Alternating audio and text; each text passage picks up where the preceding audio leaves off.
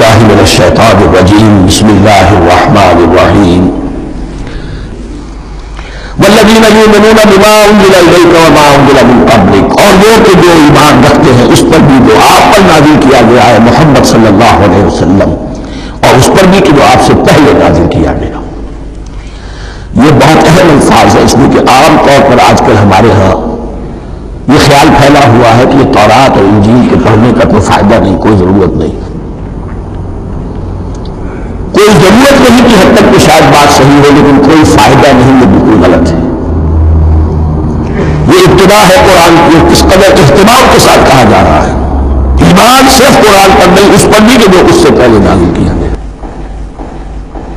اور سورہ نساء کی آیت، اور سورہ نساء نازل ہوئی کہ جاتے سن 6 ہجری میں، یا ایھا الذین آمنوا آمنوا باللہ ورسولہ والکتاب الذی نزل علی رسولہ والکتاب الذی انزل من قبل۔ تو اس سے ایمان جو ہے تورات پر اور انجیل پر اور زبور پر اور صحف ابراہیم پر، اجمالی ایمان کی جو اہمیت ہے اس کو اچھی طرح سمجھ لیجیے۔ البتہ یہ ہے کہ چونکہ ہم سمجھتے ہیں، جانتے ہیں کہ ان کتابوں میں تحریف ہو گئی ہے، لہذا ان کتابوں کی کوئی شے قرآن پر حجت نہیں ہوگی۔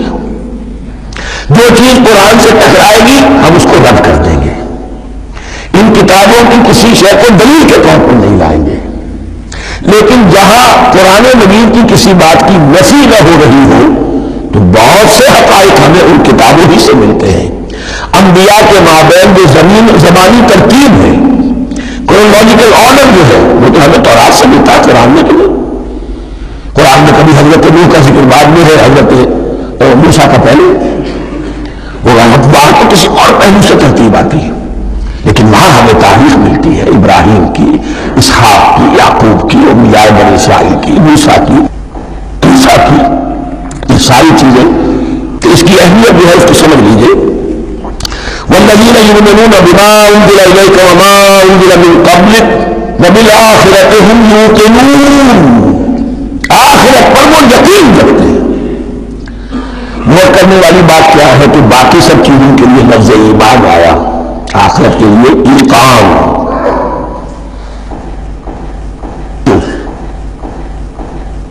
واقع یہ ہے کہ انسان کے عمل کے اعتبار سے سب سے زیادہ مؤثر شے ایمان بالآخرہ ہے۔ ایمان بالآخرہ ہے تو عمل سیدھا رہے گا کہ ہاں مجھے جواب دہی کرنی ہے، جانا ہے، اٹھنا ہے، اللہ کے حضور حاضری ہے۔ اگر یہ یقین ہے تو عمل صحیح ہوگا۔ اس میں کمی ہو گئی تو توحید جو ہے وہ بھی بس ایک عقیدہ، ایک ڈوگما بن کے رہ جائے گی۔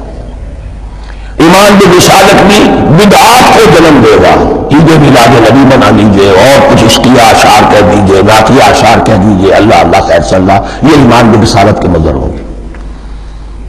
عمل انسان کا درست ہوتا ہے آخرت کے یقین کے ساتھ۔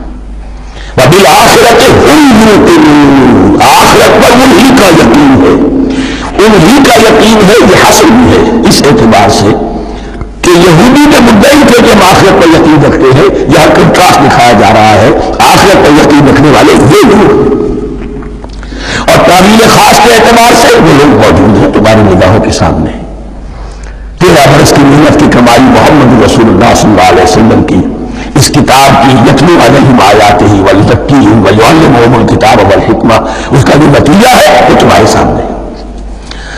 اولئک علی ھدی من ربہم، یہ وہ لوگ ہیں جو اپنے رب کی طرف سے ہدایت پر ہیں۔ وہ ابتدائی ہدایت بھی ان کے پاس تھی اور یہ تکمیلی ہدایت بھی، قرآن پر بھی ان کا یقین پورا ہے اور محمد کا اتباع بھی وہ کر رہے ہیں۔ وَأُولَٰئِكَ هُمُ الْمُفْلِحُونَ، اور یہی وہ لوگ ہیں جو فلاح پانے والے ہیں۔ فلاح کا لفظ قرآن مجید کی بڑی اہم اصطلاح ہے، منزل مراد کو پہنچ جانا، کسی باطنی حقیقت کا عیا ہو جانا۔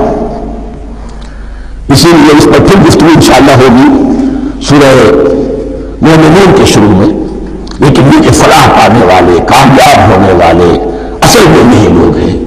تو گویا کہ تعمیل خاص میں صحابہ کرام کی طرف اشارہ ہو گیا، تعمیل عام میں ہر شخص کو بتا دیا گیا اگر قرآن کی ہدایت